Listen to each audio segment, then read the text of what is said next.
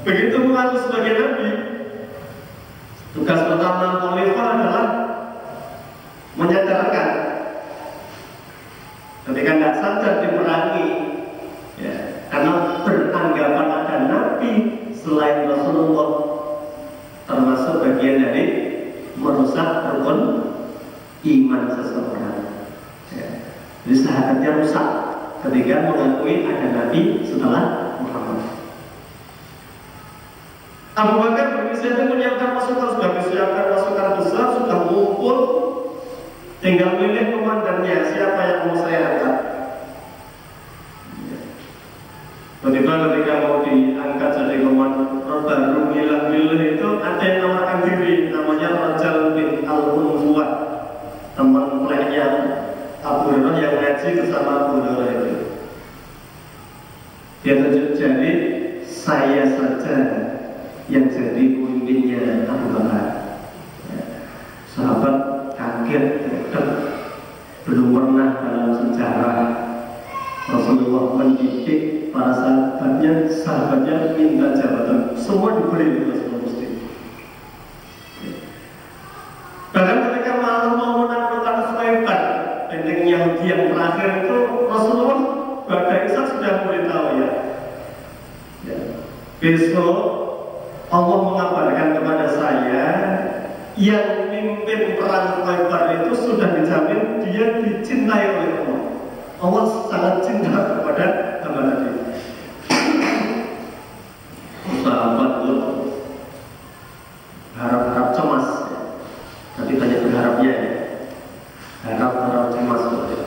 Berarti ada peluang menghukum gitu ya. Tapi tidak satupun yang saya ya Rasulullah gitu ya, yang jadi sebenarnya. Ya. Subuhan itu cepat-cepatan ya. Softnya depan-depanan dan cerita Umar bin Khattab riwayat ini. Ya. Umar cerita, maka kami berusaha membusungkan dada kami, biasanya duduknya tertar itu langsung tentunya dibusungkan biar kelihatan dengan Rasulullah. Disuskan dari pojok dari Rasulullah.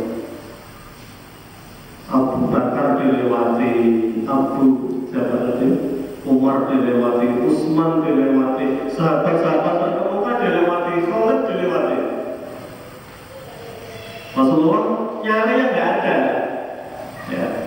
Kemudian mengatakan, Aina Ali bin Abi Thalib, di mana Ali?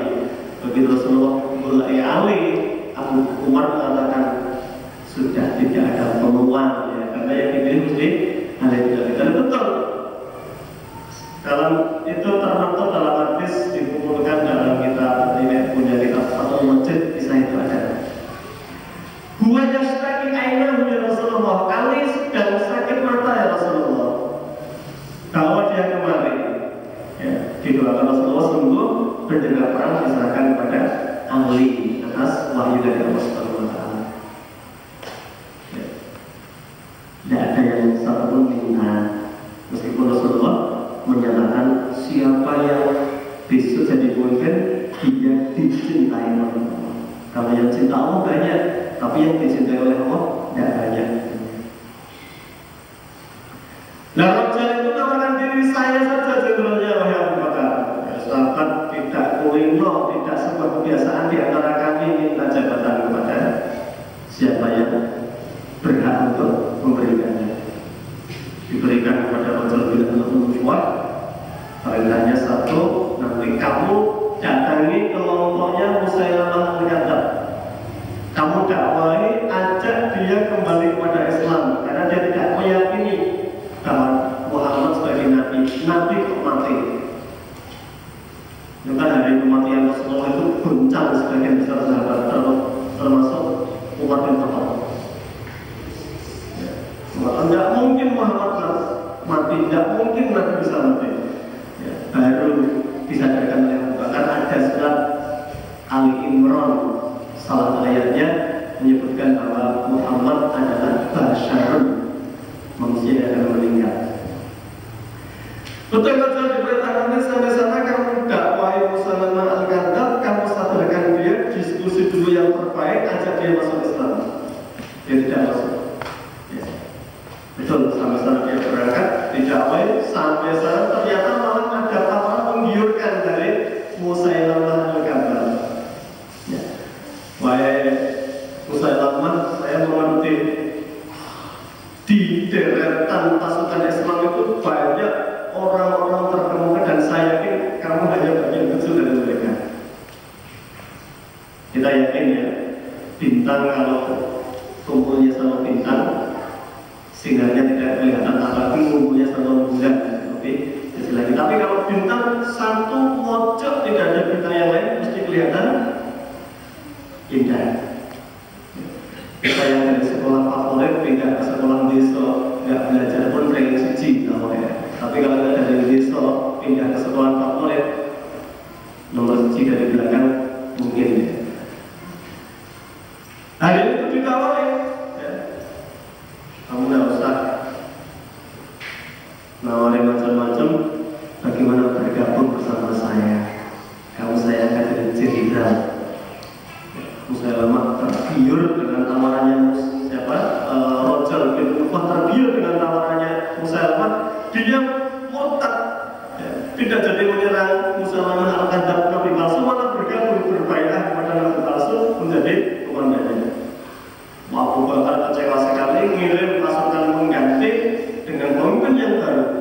Perang berkecamuk, Musailamah kalah, termasuk Roger bin Al-Utbah mati dalam keadaan membela nabi palsu. Begitu mendengar kematian Roger bin Al-Utbah, yang paling senang pertama kali siapa?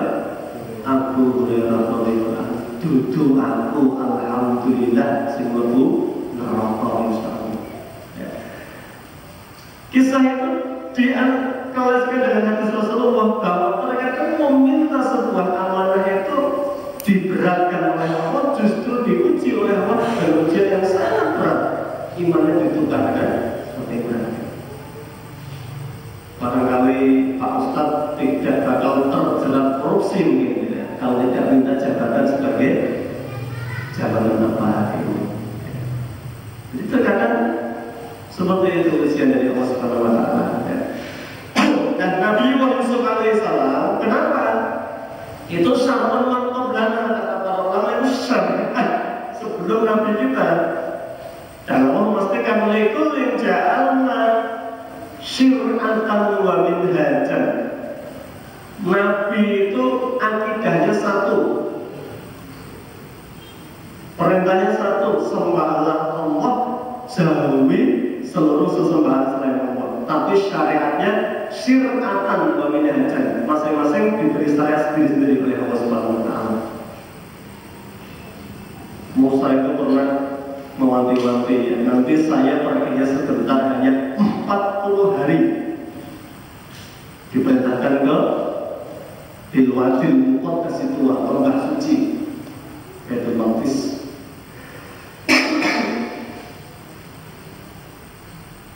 Nanti yang menggantikan saya sebagai nabi, saudara saya namanya Harun. Bani Israel itu tidak mantap dibimbing Harun buat nabi, buat sesembahan baru namanya Samiri, adalah Al-Taurat ada. Begitu Musa pulang, orang sudah menyembah kepada patung namanya Samiri, wujudnya seperti sapi, bentuknya emas. Musa marah sekali, diperintahkan oleh Allah, suruh tobat umatmu. Musa tobatnya apa? Masing-masing datang ke Mekah dan bunuhlah dirinya masing-masing. Tobatnya bunuh diri. Itu syariatnya Nabi Musa alaihissalam. Hari ini syariat kita tobatnya istighfar kepada Allah. Kalau itu hanya melanggar Allah, minta maaf kepada saudara Muslim. Kalau itu ada perzaliman kepada saudara Muslim lain. Jadi nabi-nabi syariatnya berbeda, termasuk syariat ini. Begitu jelas tadi, ya, Nabi Yusuf alaihissalam menjadi pemimpin, ya, menjadi bendahara. Ya, kemudian ayat yang ke-101, ya, Nabi Yusuf alaihissalam berdoa kepada Allah, yang doa ini layak, ya, kita mohonkan kepada Allah. Rabbi qad ataitani minal mulki, ya Allah, saya sudah kau karuniai kekuasaan dari bendahara negeri. Supir untuk ekonomi hari ini, dari keuangan.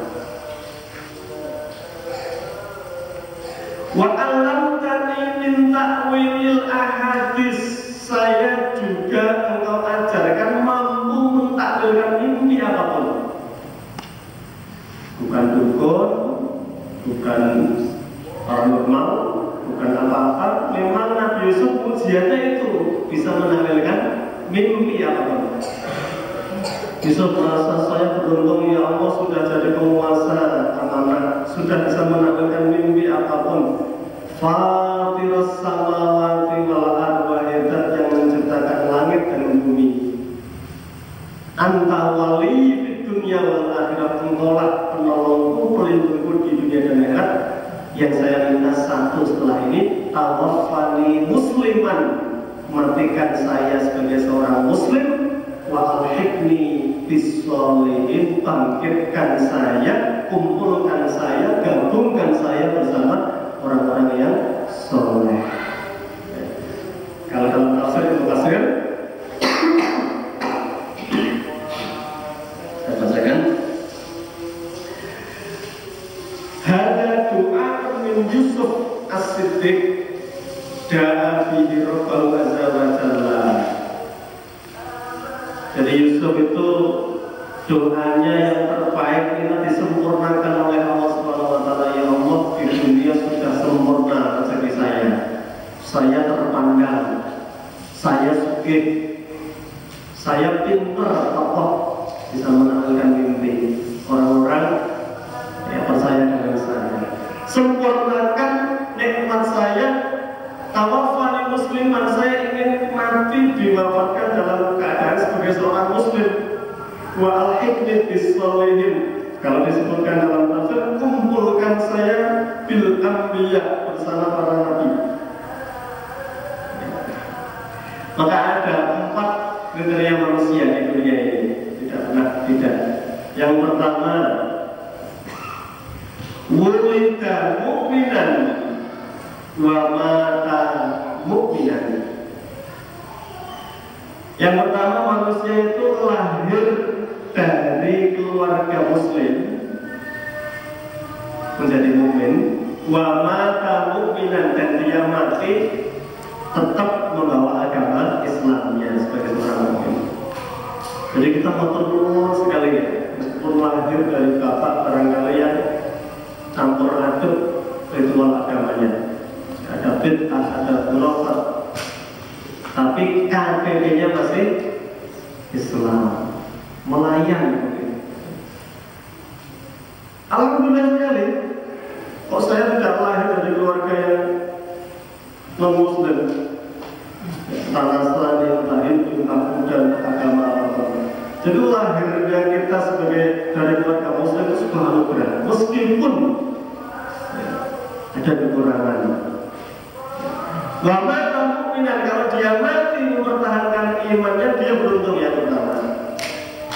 Ada yang kedua, wulida mu'minan, lahir sebagai seorang mukmin, dididik, dibimbing, ditarbiyah dengan pendidikan Islam, wa mata